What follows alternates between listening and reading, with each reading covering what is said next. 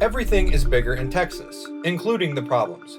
Here's a map of the United States power grids. You have the Eastern Interconnection, the Western Interconnection, and Texas.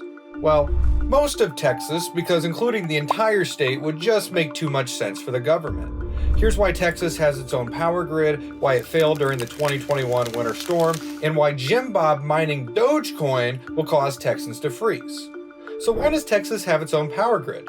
Between the 1910s and 1940s, the small energy plants scattered across Texas began to link themselves together, forming the Texas Interconnected System.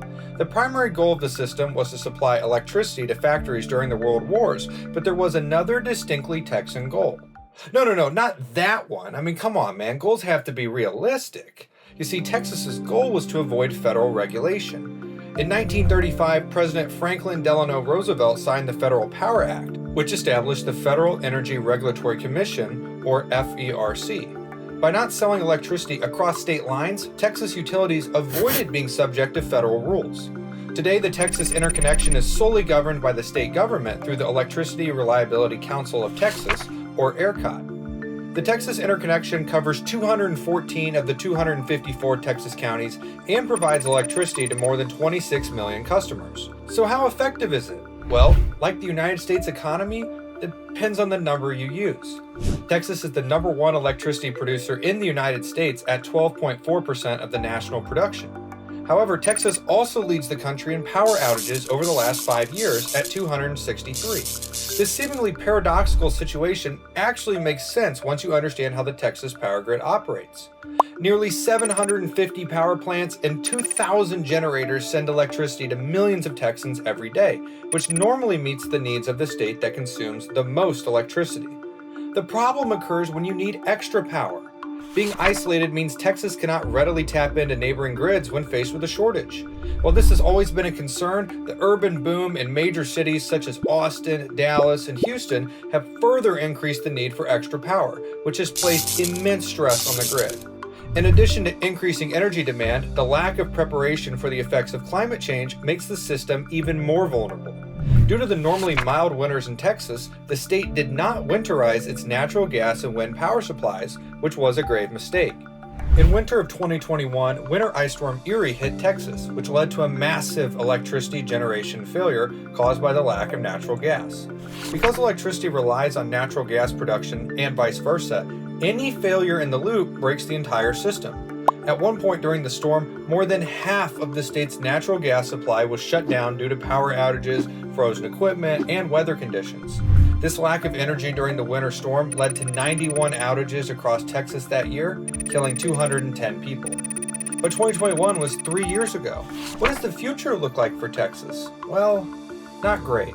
Last month, ERCOT updated its advisory for energy consumption and is now estimating that the Texas Interconnection's projected electricity demand will almost double from 85,000 megawatts in 2024 to 150,000 by 2030. Over half of the added demand is projected to come from artificial intelligence data centers and crypto miners.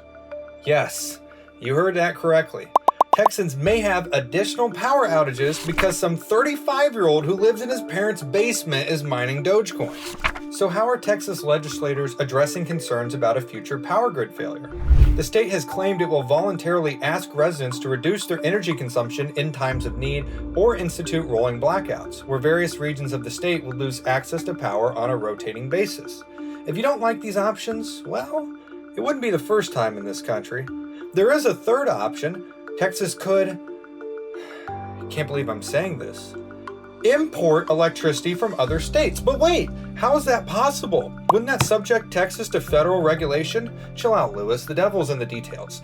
If Texas were to sell its electricity to other states, yes, it would be subject to FERC regulation. But in this case, Texas is purchasing electricity, which is a big distinction. In fact, the FERC has no jurisdiction over electricity purchases, meaning Texas can maintain its independence. With this in mind, Texas is considering a $2.6 billion project that would allow the state to import electricity from Mississippi in times of crisis. Texas could import roughly 2,000 megawatts, which is enough to power roughly 400,000 households. But don't get your hopes up. A similar project was proposed which would have connected El Paso, Texas, which is a part of the Western Interconnection, with the Texas Interconnection, but was turned down last year when it didn't comply with state law. If the Texas-Mississippi project is approved, construction could start as early as 2026 and finish by 2029. In 2023, for the sixth time in the last 8 years, more Americans moved to Texas than any other state. This influx has put immense pressure on the Texas Interconnection. If the Texas state government wants to maintain the Texas Interconnection's independence, it must find a solution to these challenges before another catastrophic blackout occurs.